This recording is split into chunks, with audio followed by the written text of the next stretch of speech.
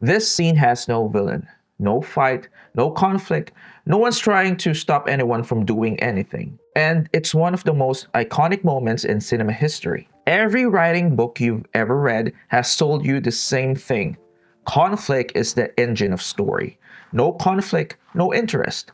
Your protagonist needs a goal, something blocking that goal, and a fight to overcome it. But Studio Ghibli, arguably the most beloved animation studio on the planet, has been ignoring that rule for 40 years. And their films don't just work, they linger. They stay in your chest for years. Today, I am going to show you the structure they use instead, a thousand-year-old framework called Kishotenketsu, and how you can use it to write fiction that doesn't need a villain to be compelling. Let's be honest about where most of us learn to write stories. Three-act structure, the hero's journey, inciting incidents, rising action, the all is lost moment. These tools are powerful. They've produced a century of incredible films and novels. I'm not here to tell you they're wrong. I'm here to tell you they have a blind spot. See, Western structure was industrialized in Hollywood. Seed Field in the 1970s literally assigned page counts to plot points, designed to keep audiences engaged during commercial breaks. The whole system is optimized for high arousal emotions: fear, aggression, triumph, adrenaline. Which is great until you try to write a cozy fantasy, or a slice of life story, or a character study where the stakes are internal. The Western model demands that if your character wants a glass of water, the tap must be broken, the store must be closed, or a rival must be guarding the well. And if you're writing a story about a community recovering from grief, or a character learning to appreciate nature, or just someone running a bookshop, that demand for manufactured villains starts to feel emotionally dishonest. You're forcing a battlefield onto a garden. So, what if there was another way?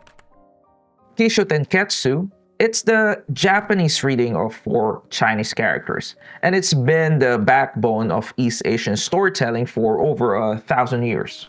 It started in classical Chinese poetry during the Tang Dynasty, got refined through Japanese and Korean narrative traditions, and today it's the invisible structure behind everything from manga to Studio Ghibli. Here's how it works. Key is the introduction. You establish your ground, your characters, the rules of your world, but here's the difference. You're not setting up a problem to be solved. You're establishing a state of being, the vibe, the texture. In a cozy story, this is where you let the reader settle in. Sho is the development. This is where Western writers get itchy. Because in Kishotenketsu, you don't escalate conflict here. You deepen. You follow the introduction linearly, showing process, building familiarity, letting the reader fall in love with the world through accumulated details. If your character is a musician, you show them practicing, struggling with a chord, playing at a small venue. No villain, just life. 10 is the twist. This is the engine, but it's not a plot twist in the Western sense. No, he was dead all along. It's a structural pivot. You introduce something that doesn't follow from what came before. A shift in perspective, a jump in time, a seemingly unrelatable element. Something that makes the reader go, wait, how does this connect? Ketsu is the reconciliation, not resolution, reconciliation. You bring the twist back into relationship with everything that came before. You answer the question, how do these disparate things coexist? The ending doesn't defeat the new element, it integrates it. Life goes on but changed. When we look at these two models side by side, the differences are striking. Let's start with the engine. In the Western three-act structure, the engine is conflict. In the Kishotenketsu, the engine is contrast. Then there's the midpoint. In the West, the midpoint is designed to raise the stakes. In this Eastern model, the midpoint is used to shift the context. The ending. A Western story usually ends in victory or defeat. Kishotenketsu ends in integration. The emotion. Finally, the Western model aims for high arousal, like adrenaline. Kishotenketsu aims for low arousal, focusing on contentment. The key difference? Conflict is finite fuel. Contrast is sustainable. Once a battle is won, the tension evaporates. You need a bigger threat for the sequel. But contrast, youth versus age, nature versus industry, silence versus noise. That resonance doesn't need to be solved. It invites the reader to sit with it, to contemplate, to feel. And that's why Ghibli films stay in your chest. But here's where it gets really interesting. Let me show you exactly how Miyazaki uses this, scene by scene, in one of the most beloved films ever made. My Neighbor Totoro baffled Western critics when it came out. Roger Ebert said it had no villains, no fight scenes, no evil adults, and he meant that as a praise. But he couldn't quite articulate why it worked. Now we can. He is the benign unknown. The film opens with two sisters, Satsuki and Mei, moving into a rural house with their father. They open the door to a dark, dusty room. Little creatures scatter into the shadows. Now, if this were a Western film, this is coded as the haunted house. The darkness conceals a threat. The music would signal danger. But watch what Miyazaki does. The girls scream, but in delight, not terror. They chase the suit sprites. They laugh. The father says, "I've always wanted to live in a haunted house." The key establishes the premise. This is a world where the unknown is not dangerous. For fiction writers, this is crucial. Your opening isn't just setup, it's a promise. Miyazaki promises wonder, safety, and strangeness, and he delivers on that promise for the entire film. Shaw is the immersion through process. The middle of Totoro is what Western executives would call nothing's happening. The girls find a rotted pillar on the porch. In a conflict model, this pillar collapses and injures someone, will be an inciting incident. In Totoro, they shake it, laugh when the roof wobbles, and the father reinforces it. The danger is neutralized by competence and humor. They plant seeds with Totoro. They watch them grow in a dream sequence. They ride the cut bus through the countryside. None of this advances the plot in the Western sense, but it's doing something more important. It's making you fall in love with the world. And then there's the bus stop scene. Satsuki waits for her father in the rain. Totoro appears beside her. There's no dialogue, no conflict. The tension comes entirely from contrast. The mundane realism of rain, an umbrella, a bus schedule, standing next to a giant forest spirit. The scene is held together by the sound of raindrops. That's it. It's one of the most iconic images in animation history. Here's a technique for writers. Your Shaw face isn't filler. It's where your reader bonds with the texture of your world. Treat the description of process, like baking, sword making, or even running a bookshop, with the same structural weight as a fight scene. The development is the increase in sensory depth and emotional investment. 10 is the intrusion of reality. The twist arrives via telegram. The hospital contacts the family about the mother. The tone shifts instantly. The magical realism recedes. The film briefly becomes a grounded family drama, and then a missing child procedural when May runs away to bring corn to her sick mother. But notice, there's no villain. No one's blocking Satsuki from finding May. The community rallies to help. The conflict is internal. Satsuki's fear versus her hope. The adult reality of illness intruding on the child's world of magic. Here's a technique for writers. Your 10 doesn't need to be an antagonist. It can be a change in health, a shift in perspective, a memory resurfacing, or a letter arriving. What matters is that it recontextualizes everything that came before. Ketsu, which is magic as comfort, not weapon. The resolution synthesizes the magic and the fear. Satsuki can find Mei using realistic means, so she turns to Totoro, the element from the Shaw face. Totoro summons the cat bus. They find Mei. They fly to the hospital window. And here's the key. They don't enter. They don't cure the mother. They watch from the tree, see that she's safe, and leave an ear of corn on the windowsill. The illness remains. The magic doesn't defeat it. The magic gives the children the comfort to endure it. That's reconciliation.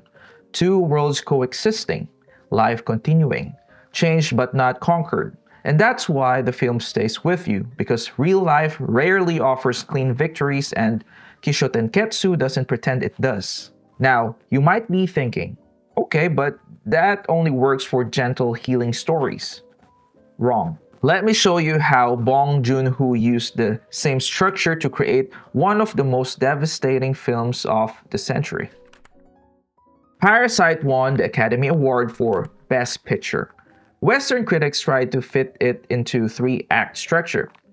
The setup, which is the heist, confrontation, which is keeping the secret, and resolution, which is the violence. But that analysis misses the structural break that makes the film a masterpiece. The semi-basement. The Kim family lives in a semi-basement apartment.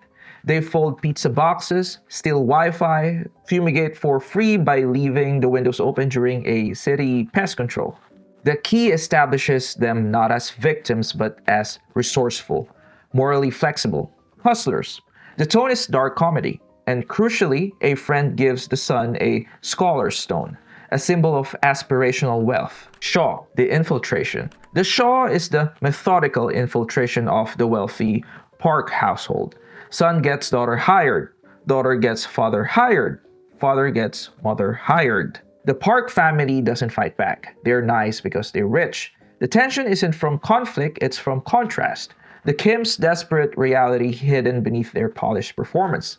Two families sharing the same space, separated only by smell and secrets. The conflict is dormant. The contrast, it's screaming. 10. The doorbell. The 10 happens exactly when the infiltration is complete. The Kims are celebrating in the Park's living room. And then, the doorbell rings. The former housekeeper, Moon Guang, reveals a secret bunker in the basement. Her husband has been living there for years, hiding from loan sharks. This isn't an escalation of the Kims versus Parks conflict. It's the introduction of a completely new axis. The story is no longer poor versus rich, it's poor versus poor. The genre shifts instantly from heist comedy to gothic horror, and the villain is revealed to be the structure itself. Capitalism forcing two desperate families to fight to the death over scraps, while the rich hosts remain oblivious upstairs. The climax brings the semi-basement, which is the key, and the bunker, the 10, together. The smell motive triggers Mr. Kim to kill Mr. Park, and in the aftermath, Mr. Kim disappears. The reconciliation reveals he's now living in the bunker. The film ends with the son writing a letter, promising to buy the house one day to free his father. The scholar's stone from the key returns. The cycle of aspiration continues. A Western ending might have had them escape or go to jail. Kishōtenketsu traps them in the structure, the literal architecture of the house, and the metaphorical architecture of class. Mr. Kim has become the ghost. The reconciliation is tragic. Poverty is maintained. The dream persists, unreachable. Same structure as Totoro, opposite emotional outcome. That's the power of Kishotenketsu. Alright, theory is beautiful, but you're here to write books. Let me give you 4 concrete techniques you can use today. Technique 1 is replace the villain with the variable. Instead of an antagonist who wants to stop your protagonist, introduce a variable, something that forces adaptation without malice. Think of weather, a new arrival in town, a change in health, a letter from the past, or an economic shift. In Totoro, the variable is the mother's illness. In Parasite, the variable is Moon Guang's return. Neither is a villain. Both recontextualize everything. One example could be is that your cozy bookshop story doesn't need a developer trying to buy the building. The variable could be the protagonist discovering their late grandmother's secret correspondence hidden in the walls. Letters that reframe everything they thought they knew about her. Technique number 2 is treat process as plot. In your show face, give sensory detail the same structural weight you'd give a fight scene. If your character is a baker, don't summarize she spent the morning baking. Show the flour dusting her forearms, the way she tests dough with her knuckle, the specific smell of yeast activating. This isn't filler, this is where your reader falls in love. Here's an example. The manga, The Walking Man, is literally about a man walking through his neighborhood. He pets a dog. He climbs a tree to retrieve a toy plane. There's no conflict. The engagement comes from detailed observation of life. It validates the reader's own mundane experiences. Technique number 3, make your twist a perspective shift. Your pen doesn't need explosions, it needs recontextualization. Jump to a different character's POV, leap forward in time, introduce information that changes the meaning of what came before. One example could be is that midway through your slice of life novel about a retired teacher tending to her garden, shift perspective to her estranged daughter and reveal that the flowers the mother is planting are the same ones from a childhood memory the daughter has been trying to forget. Same garden, completely different meaning. Technique number 4 is end with integration, not victory. Your ketsu isn't about winning, it's about coexisting. If your 10 introduced a ghost, your ketsu doesn't demand an exorcism. It might mean learning to live with the ghost. If your 10 introduced a painful memory, your ketsu might mean carrying that memory forward with new understanding. Allow ambiguity. Life goes on but changed. One example? Well, let's revisit Ghibli. In Totoro, the mother isn't cured. The corn on the windowsill is a symbol of hope, not a solution. The illness remains, life continues. That unresolved element is what makes the story linger, because real life rarely offers clean victories. Here's a quick reference. Instead of a villain blocking the goal, try a variable forcing adaptation. Instead of raising stakes at the midpoint, try shifting context or perspective. Instead of a climactic battle, try an emotional realization. Instead of victory or defeat ending, try integration. Life goes on, changed. Instead of summarizing the slow parts, try giving sensory process the page time it deserves. Look, the 3-act structure isn't wrong. The hero's journey isn't broken. They've produced masterpieces for a century, and they'll produce more. But they're not the only tools. If you've ever felt like your cozy fantasy was broken because your beta reader said nothing happens, if you've ever forced a villain into a story that didn't want one, if you've ever felt like the Western template was asking you to build a battlefield when what you really wanted was a garden, Kishōtenketsu says, you're not broken, you're just using the wrong tool. A story can be driven by the gentle accumulation of detail, by the startling shift of perspective, by the integration of opposites instead of the destruction of enemies. A story doesn't need a dragon to slay. Sometimes it just needs rain on an umbrella and a giant forest spirit standing beside you in the dark. If this changed how you think about story structure, drop a comment telling me what's one story you love that doesn't follow the Western conflict model. I'd love to hear what resonates with you. And if you want more techniques to level up your fiction, hit subscribe. We go deep on craft here. And I'll see you in the next one.